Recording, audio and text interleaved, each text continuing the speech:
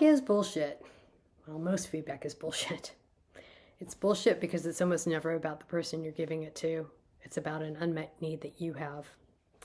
I invite you to think about this deeply. Be honest with yourself. However kind, benevolent, or wise you think you are, every piece of feedback you give to another person is either expressing your unmet need or articulating your version of good. This isn't to say it's not useful, but name it for what it is. Feedback is about getting your needs met. Own it. Be curious. Make it a conversation, an inquiry, a relational practice. One example is, you would be so much better if you just did it this way. This might sound like, Kate, I noticed that in meetings you tend to talk over people. You'd be so much more respected if you gave others more space.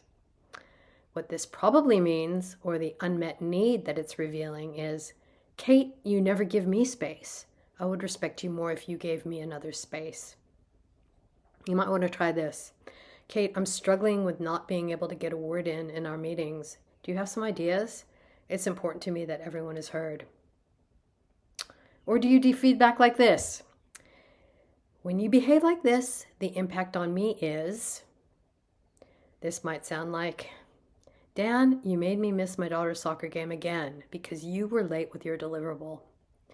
What this probably means, or your unmet need, could be, Dan, I need you to stick to your commitments and our agreements.